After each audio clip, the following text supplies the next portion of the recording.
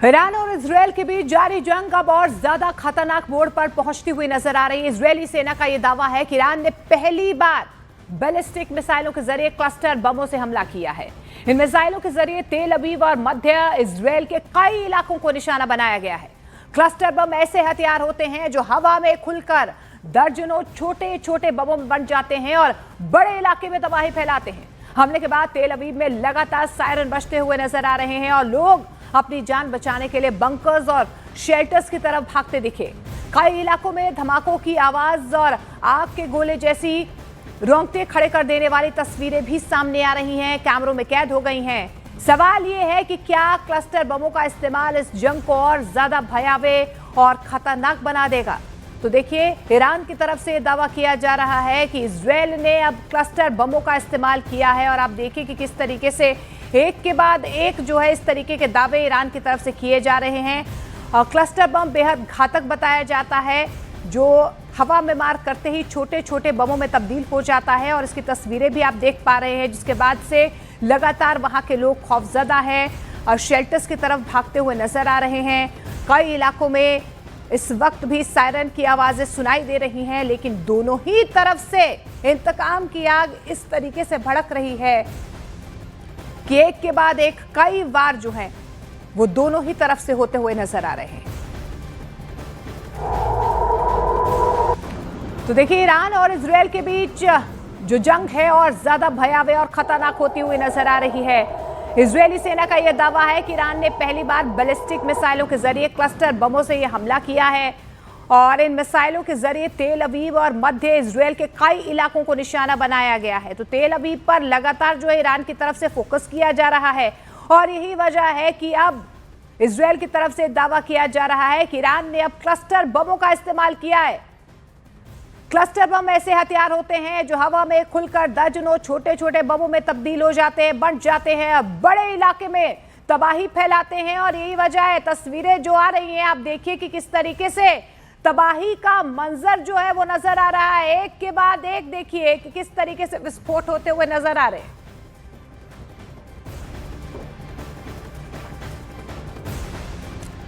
और इजरायल पर cluster bomb गिराने का दावा, एक साथ कई बमों की बौछार, तेल अवीव पर ताबड़तोड़ हमले किए जा रहे हैं। अब आपको यह भी समझाते हैं कि आखिर ये क्लस्टर बम क्या होता है, क्यों युद्ध में इनका इस्तेमाल बेहद खतरनाक माना जाता है।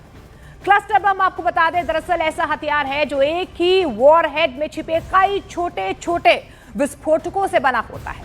मिसाइल या बम हवा में पहुंचकर खुलता है और दर्जनों बॉम्बलेट्स बड़े इलाके में फैल जाते हैं। ये छोटे छोटे विस्फोटक जमीन पर गिरते ही अलग अलग जगह धमाके करते हैं, जिसे एक साथ कई इलाकों में भयंकर तबाही देखने को मिलती है, तबाही फैल जाती है। खतरा यहीं खत्म नहीं होता है, क्योंकि इनमें से कई बॉम्बलेट्स फटते नहीं हैं, लंबे समय तक जमीन पर पड़े रह जाते हैं और यही वजह है कि आम लोगों, खासतौर पर बच्चों के लिए बेहद खतरनाक बन जाते हैं। नागरिक इलाकों में इनके इस्तेमाल से भारी नुकसान होता है, इसलिए दुनिया के कई देशों ने क्लस्टर बमों के इस्तेमाल पर प्रतिबंध भी लगा दिया है। लेकिन अब ईरान की तरफ से दावा किया जा रहा है और इजरायल की तरफ से भी ये दावा किया जा रहा है कि दोनों ही तरफ से प्रहार और ज्यादा भयावह होता हुआ नजर आ रहा है और ईरान अब क्लस्टर बमों का इस्तेमाल करता हुआ नजर आ रहा है। लेकिन क्लस्टर बम का जो असर है सिर्फ एक धमाके तक सीमित नहीं रहता है, बल्कि इसकी तबाही कई स्तरों पर फैलती है। जब ये बम फटते हैं तो सबसे पहले तेज धमाके की शॉकवेव आसपास मौजूद लोगों के शरीर को गंभीर नुकसान पहुंचाती है। अचानक से शॉकवेव आता है, इसके साथ ही बम के अंदर भरे धातु के सैकड़ों तेज टुकड़े चारों ओर फैल जाते हैं, जो दूर तक लोगों को घायल कर सकते हैं। क्लस्टर बम की सबसे बड़ी खतरनाक बात यह है कि एक ही हमले में कई जगहों पर एक साथ धमाके होते हैं, जिससे बड़ा इलाका प्रभावित हो जाता है। इतना ही नहीं, हमले के बाद भी खतरा खत्म नहीं होता है। कई बार खेत, सड़क और घरों के आसपास ऐसे विस्फोटक लंबे समय तक पड़े रहते हैं, जिससे आम लोगों की जिंदगी लगातार खतरे में बनी रहती है। तो एक साथ कई जगह धमाके होते हैं क्लस्टर बम से, बड़ा इलाका प्रभावित होता है। खेत, सड़क, घर में लंबे समय तक ये पड़े रहते हैं। कुछ हवा में ही अलग अलग बमों में तब्दील हो जाते हैं, छोटे छोटे बमों में, लेकिन कुछ ऐसे हैं जो फटते नहीं हैं और उसके बाद कहीं ना कहीं और ज़्यादा खतरा यहाँ पर आम लोगों के लिए पैदा करते हुए नजर आते हैं। तो क्लस्टर बम का इतना भयावह असर होता है कि अब इजराइल की तरफ से दावा किया जा रहा है कि ईरान जो है तेल अवीव पर क्लस्टर बमों से धमाके कर रहा है। देखिए, इस बीच बताया तो यह भी जाता है कि क्लस्टर बम पारंपरिक बमों से कहीं ज्यादा भयावह और खतरनाक होते हैं। इन बॉम्बलेट्स के अंदर स्टील केसिंग, हाई एक्सप्लोजिव और श्रेपनेल यानी कि धातु के घातक नुकीले टुकड़ों से यह भरा होता है। देखिए, हम आपको बता रहे हैं कि किस तरीके से क्लस्टर बम जो है वो बेहद घातक साबित होते हैं।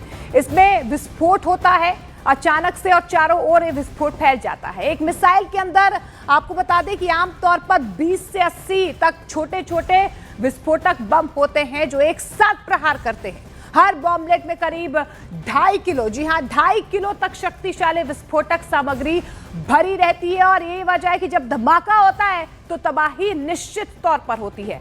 मिसाइल हवा में पहुंचकर खुलती है और ये बॉम्बलेट्स करीब 5 से 8 किलोमीटर तक के पूरे इलाके में फैल जाते हैं। जमीन पर गिरते ही तेज धमाके के साथ आपको बता दें कि धातु के घातक टुकड़े चारों तरफ फैल जाते हैं और भयंकर तबाही लेकर आते हैं, जिससे बड़े इलाके में भारी तबाही होती है, जान माल का खतरा जो है वो पैदा हो जाता है। लेकिन इस बीच आपको यह भी बता दें कि ईरान बनाम अमेरिका और इजराइल के बीच जारी टकराव अब सिर्फ मिसाइलों और हमलों की कहानी नहीं रह गई है, बल्कि एक महंगी जंग में तब्दील होती हुई नजर आ रही है। शुरुआती आंकड़े ये बताते हैं, देखिए क्या शुरुआती आंकड़े बताते हैं।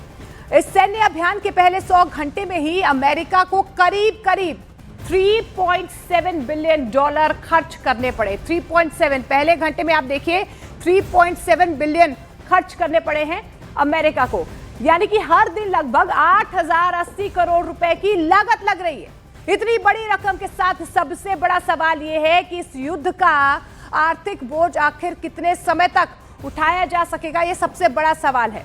अगर संघर्ष लंबा चलता है तो वॉशिंगटन को अतिरिक्त फंडिंग के लिए कांग्रेस का दरवाजा भी खटखटाना पड़ सकता है। ऐसे में यह जंग केवल युद्ध क्षेत्र तक अब सीमित नहीं रहेगी, बल्कि ट्रंप प्रशासन के लिए घरेलू राजनीति में भी बहुत बड़ी चुनौती बन सकती है और विरोध की आपको बता दें कि नई आवाजों का केंद्र भी बन सकता है। यही वजह है कि अब जैसे जैसे युद्ध के दिन आगे बढ़ रहे हैं वैसे वैसे अमेरिका पर कहीं ना कहीं बोझ पड़ता हुआ नजर आ रहा है। देखिए, एक दिन का खर्च है 8,080 करोड़ रुपए। विकल्प क्या है? फंडिंग की मांग जो है अब कहीं ना कहीं ट्रंप सरकार को करनी होगी और युद्ध के विरोध का सेंटर पॉइंट अब जो है सीधे तौर पर ट्रंप बन सकते हैं, क्योंकि लगातार जो है अमेरिका की तरफ से भी प्रहार किया जा रहा है, इजराइल प्रहार कर रहा है और ईरान की तरफ से भी पलटवार किया जा रहा है। लेकिन लेबनान में इजराइल के हमले और ज्यादा तेज होते हुए नजर आ रहे हैं। हिजबुल्लाह के ठिकानों को ध्वस्त किया गया है।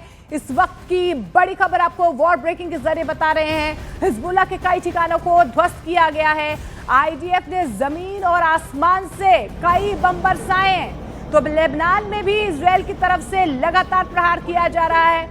दावा यही किया जा रहा है कि हिजबुल्लाह के कई ठिकानों को ध्वस्त किया गया है। आईडीएफ ने जमीन और आसमान से कई बम बरसाए हैं। तो हिजबुल्लाह के खिलाफ लगातार इजराइल की तरफ से प्रहार किया जा रहा है। वहीं हिजबुल्लाह जिन्हें ईरान ने ही खड़ा किया है लगातार जो है इजराइल को निशाना बनाते हैं। और ऐसे में अब देखिए आईडीएफ की तरफ से बाकायदा ये वीडियो भी जारी किया गया है कि किस तरीके से जो लेबनान है वो एक बार फिर से दहलता हुआ नजर आ रहा है। कई हमले जो है हिजबुल्लाह के ठिकानों को ध्वस्त करने के लिए यहाँ पर इजराइल की तरफ से किए गए हैं। धुएं का गुबार आप इन तस्वीरों में देख पा रहे हैं, आग की लपटें आप देख पा रहे हैं कि किस तरीके से तबाही का मंजर जो है यहाँ पर नजर आ रहा है।